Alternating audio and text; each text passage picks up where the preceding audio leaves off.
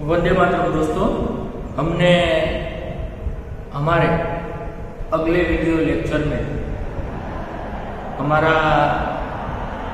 Chapter number जो चौथा था उनको संपूर्ण तरीके से यानी कि लास्ट में हमने भाषा संरचना का टॉपिक जो कहावत थी उनको पढ़कर हमने 1 से 4 चैप्टर तक का अध्ययन संपूर्ण तरीके से कर लिया। तो 4 चैप्टर के बाद दोस्तों आपकी किताब में पुनरावर्तन 1 जो दिया गया है, जिसके बारे में आज के वीडियो लेक्चर में दोस्तों हम अध्ययन करेंगे। तो सबसे पहले दोस्तों हमें ये जान लेना चाहिए कि पुनरावर्तन 1 या तो पुनरावर्तन 2 ये क्या होता है। जैसे कि आप 6ठी कक्षा में भी पढ़ चुके हैं कि भाई आपको आरंभ में आपकी किताब में कुल मिलाकर अगर 8 चैप्टर है तो मध्य में यानी कि 4 चैप्टर के बाद पुनरावर्तन 1 आता है, उसके बाद 5, 6, 7, 8 चैप्टर के बाद पुनरावर्तन 2 आता है।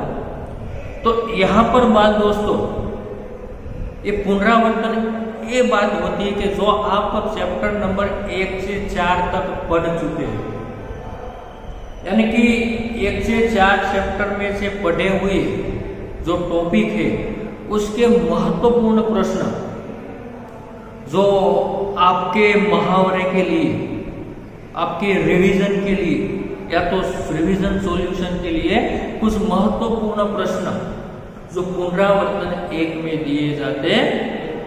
तो यहाँ पर इस वीडियो लेक्चर में हमें पुनरावर्तन 1 में कुछ 1 से 4 चैप्टर में महत्वपूर्ण प्रश्न जो यहाँ पर दिए गए हैं, तो इन प्रश्नों के बारे में दोस्तों आज के वीडियो लेक्चर में हम चर्चा करेंगे। साथ ही ये जो प्रश्न है ये प्रश्न के उत्तर आपको मैं बोर्ड पर लिखकर आपकी किताब में पुनरावर्तन 1 पेज नंबर 28 के ऊपर है, जिसके जो प्रश्न है उसके उत्तर में यहाँ पर बोर्ड पर लिखकर आपको समझाऊंगी। जो आप पहले भी इस प्रश्न के उत्तर PDF के माध्यम से आप पढ़ चुके, इसलिए मुझे इस चैप्टर की आपको PDF फाइल भेजने की आवश्यकता नहीं है। इसलिए दोस्तों ये बात याद रखना कि मैं आपको ये वीडियो लेक्चर के साथ पुनरावर्तन 1 के लिए कोई PDF भेजूंगा नहीं, क्योंकि जो महत्वपूर्ण प्रश्न है वो मैं यहाँ पर बोर्ड पर लिखकर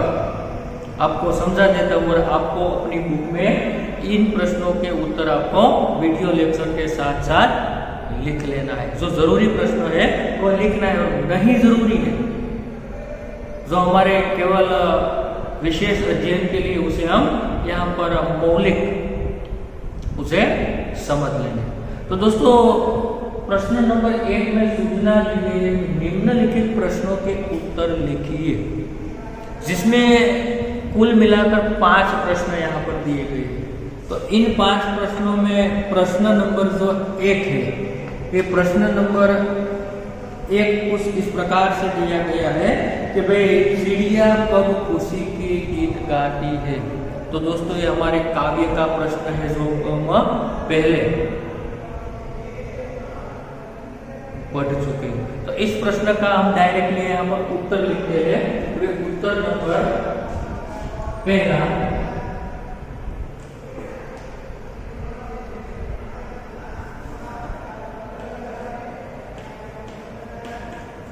कि भाई चिड़िया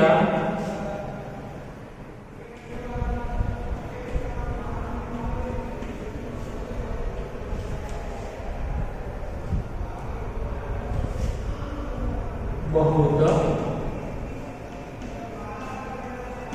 सुबह उठकर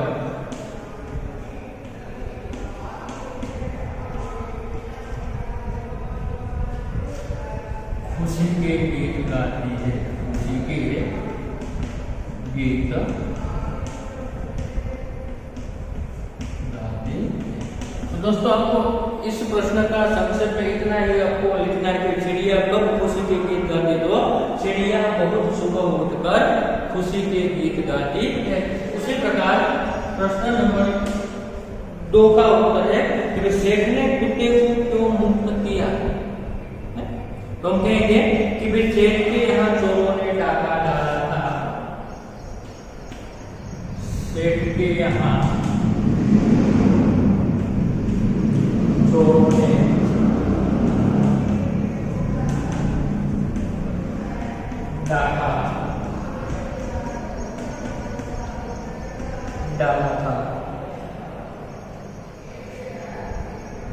कुत्ते ने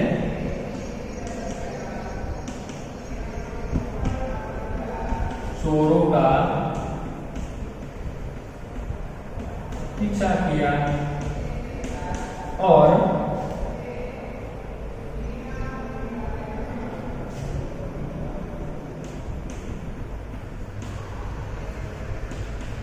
चोर सेठ का चुराया हुआ माल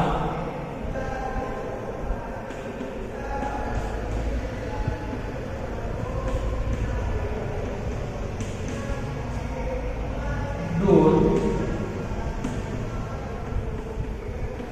जंगल में चोरों ने क्या किया?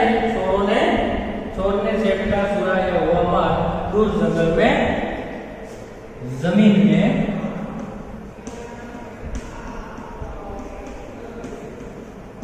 गाड़ दिया।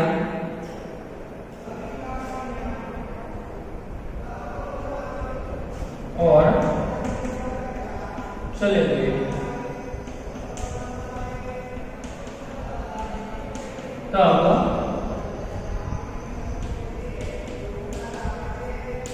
तब कुत्ते ने सेठ को वही स्थान पर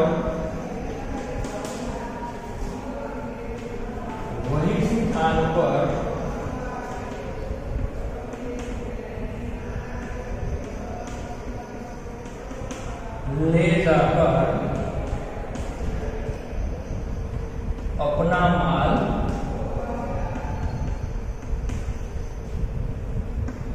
वापस दिलाया। इसलिए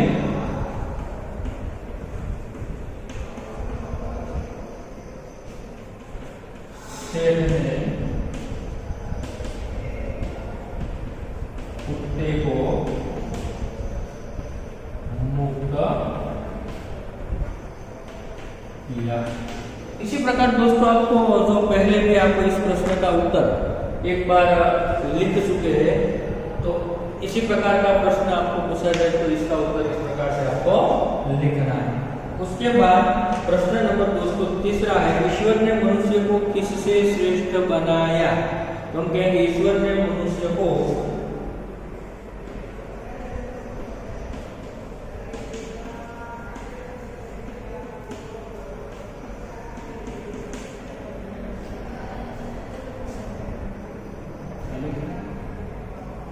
अन्य प्राणियों से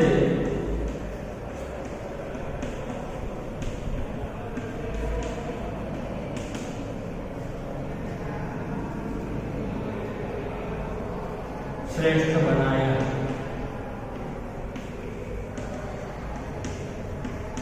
जो एक प्रश्न हमारी कथनी और करनी चौथा चैप्टर हमने पढ़ा है, ईश्वर ने मनुष्य को अन्य प्राणियों से श्रेष्ठ बनाया, गुणवान बनाया, हमने जो पढ़ा था। उसके बाद प्रश्न नंबर चौथा है, सेठ ने बंजारे के साथ कौन सी शर्त रखी?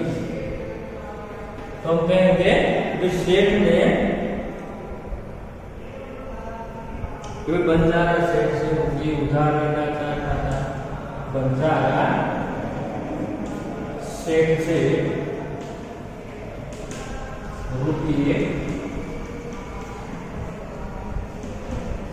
उधार लेना चाहता था, पर गिरवी रखने के लिए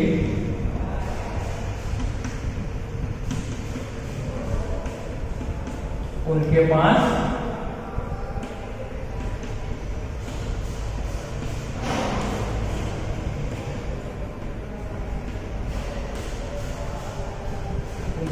कुछ नहीं था।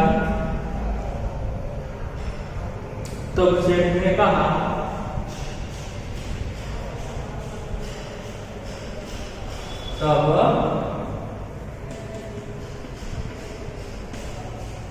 सेठ ने कहा, क्या कहा कि वे तुम अपना पुत्र अमानत पर यहाँ रख लो, तुम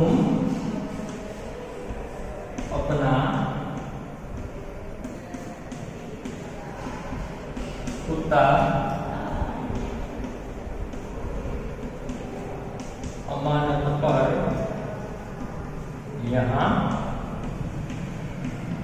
रख दो। ठीक है, इसी प्रकार इस प्रश्न का उत्तर हम लिखेंगे। उसके बाद 5वां प्रश्न है, पृथ्वी पर हरियाली कब छा जाती है? तो हम कहेंगे पृथ्वी पर वर्षा ऋतु में हरियाली छा जाती है।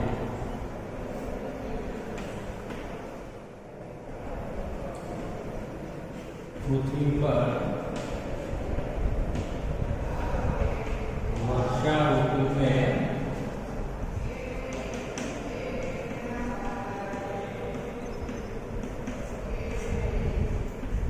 आती है। इसी प्रकार दोस्तों आप आगे भी इन सभी प्रश्नों के उत्तर के बारे में या तो सभी प्रश्नों के बारे में पढ़ चुके हैं। आपकी जो मैंने अगाऊ यानी कि आगे जो पीडीएफ भेजी गई है उसमें भी ये सभी प्रश्नों के उत्तर मौजूद है, इसलिए इसके बारे में मैं पीडीएफ आपको भेजूंगा नहीं, बल्कि आपको इन सभी प्रश्नों को मैंने पहले बताया आपको अपने साथ साथ लिख लेना। ठीक है, उसके बाद अगला प्रश्न है, निम्नलिखित परिच्छेद को पढ़िए और सुलेखन कीजिए। जो एक हमें छोटा सा पैराग्राफ या तो परिच्छेद यहाँ पर दिया गया है, जिसको आप को पढ़कर उसे सुलेखन करना है, यानी कि आपकी राइटिंग अक्षर सुधारने के लिए आपको सुंदर अक्षर से अपनी बुक में या तो रफ बुक में आप लिखकर उसे सुलेखन के रूप में लिखना है। तो आपके हैंड राइटिंग जो अक्षर है उसके सुधार के लिए आपको लिखना है, जो मैं यहाँ पर आपको पढ़कर बताता हूँ कि हमारे देश का झंडा तिरंगा है। ऊपर से केसरिया रंग, बीच में सफेद रंग और नीचे हरा रंग। सफेद पट्टे पर बीच में एक चक्र है। इस चक्र को अशोक चक्र कहते हैं। झंडे के ऊपर का केसरिया रंग हमें वीरता और बलिदान का संदेश देता है। बीच का जो सफेद रंग है हमारे तिरंगा का, वह हमें यानी कि बीच का जो सफेद रंग और अशोक चक्र जो हमें दिखाई देता है वह हमें शांति और उन्नति या तो हमारे विकास का हमें संदेश देता है। तो विकास की राह पर आगे बढ़ने की हमें दोस्तों प्रेरणा देता है।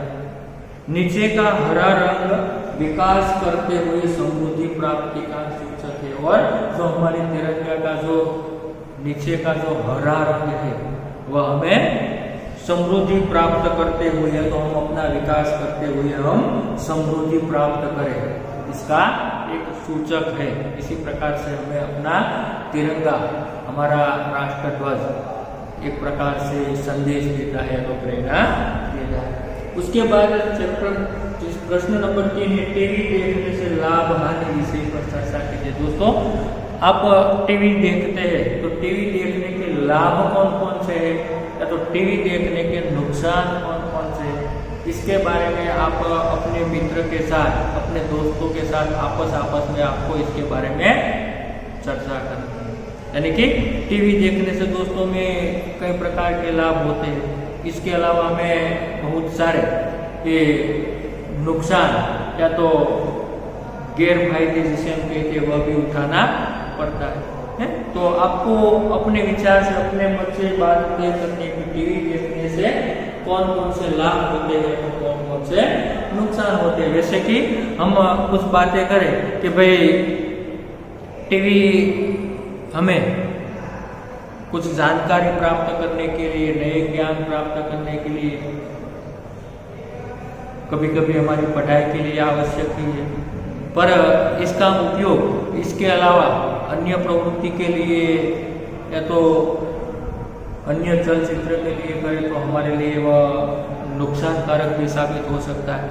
इसलिए इसका प्रयोग हमें खास तौर पर जानबूझकर, समझकर अपने खुद के काम की चीज जो हो, काम के जो प्रोग्राम हो, काम के जो कार्यक्रम हो, जो हमारे जीवन में उपयोगी हो, हमारे ज्ञान में बढ़ोतरी करे, ऐसे कार्यक्रम हमारे जीवन में फायदेमंद होते हैं। बल्कि ऐसे प्रोग्राम भी टीवी में होते हैं जो कभी कभी हमारे जीवन में नुकसान के रूप में भी हमें बर्बाद भी कर सकता है। इसलिए हमें इसी प्रकार के कार्यक्रम को गैरफायदे के रूप में देखना चाहिए। ठीक है।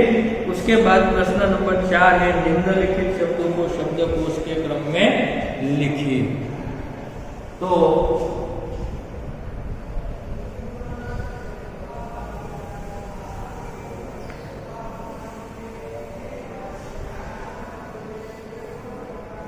यहाँ पर कुछ ऐसे शब्द दिए गए हैं जो आपको शब्दकोश के क्रम में, दोस्तों आप शब्दकोश क्या होता है, उसका क्रम क्या होता है, उसके बारे में आप जान चुके। जो शब्दकोश दिए गए, चिंता, अपूर्व, कार्य, पर्यटन, विद्यार्थी, प्रसाद, झूठ, ज्ञान, हल्दी, तो इनको आप शब्दकोश के अंतर से प्रश्न नंबर 4 शब्दकोश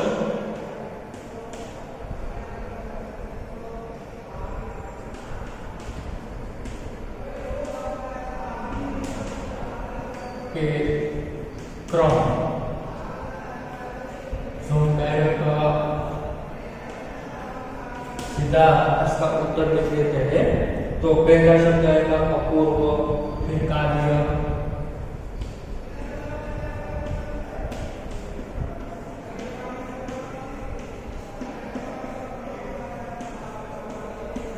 चिंता, उसके बाद ज्ञान,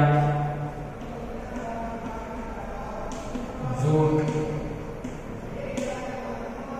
फिर पर्यटन, प्रसाद,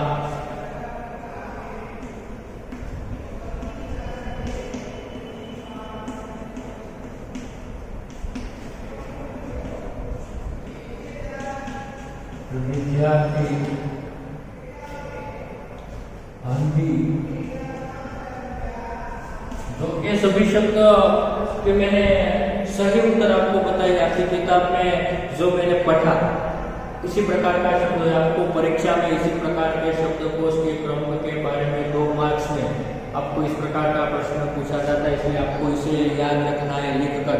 दोस्तों खास ध्यान रखना कि हमारी परीक्षा में व्याकरण विभाग में 2 मार्क्स में शब्दकोश के क्रम के लिए 7-8 शब्द आपको दिए जाते हैं, जिसको आपको सही क्रम में लिखना पड़ता है। इसलिए आपको ये व्याकरण का टॉपिक के रूप में आपको उसे याद रखना है, तो आपके लिए महत्वपूर्ण है। उसके बाद 5वां प्रश्न भी दोस्तों ऐसा है कि भाई निम्नलिखित शब्दों को सही शब्दकोश के क्रम में लिखें। वह भी शब्दकोश के क्रम के कुछ 5 शब्द दिए गए हैं,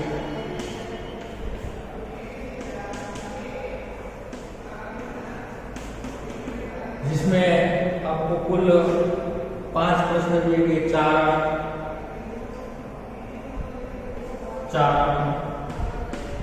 फिर दूसरा शब्द है चौकोर, उसके बाद तीसरा शब्द है चिराग,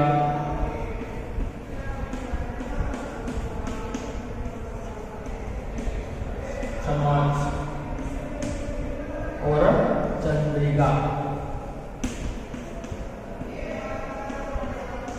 इन 5 शब्दों को आप शब्दकोश के क्रम में उत्तर के रूप में किस प्रकार लिख सकते हैं, जो मैं आपको यहाँ पर बोर्ड पर लिखकर आपको बताता हूँ। तो पहला शब्द कौन सा आएगा, चंद्रिका, जो उत्तर चंद्रिका। दूसरा शब्द चम्मच आएगा, उसके बाद तीसरा शब्द आएगा चारा, फिर चिराग,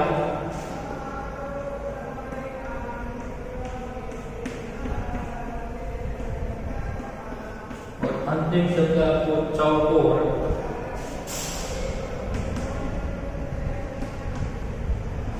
तो इसी प्रकार से आप इस शब्द को शब्दकोश के क्रम में लिखकर आपको मैंने जब बताया कोई 2 अंक में या तो 2 मार्क्स में आपको इस प्रकार का प्रश्न पूछा जाता है। इसके अलावा हमारी किताब में कोई भी इसके अलावा अन्य शब्द भी होता है। आपको यहाँ पर याद ये रखना है कि भाई शब्दकोश के क्रम में हम जैसे कि आगे हम सीख चुके, 6ठी कक्षा में भी सीख चुके कि शब्दकोश के क्रम की जब हम गिनती करते क्रम में लिखते तभी पहले स्वर को ध्यान में लिया जाता है, उसके बाद व्यंजन को, यानी कि स्वर वाला शब्द पहले आता है, उसके बाद व्यंजन वाला शब्द होता है। उसका आपको क्रम करना है कि स्वर में तो अ, आ, ई, उ, ए, ऐ, ओ, इस प्रकार के शब्द स्वर के श्रेणी में हम रखते हैं।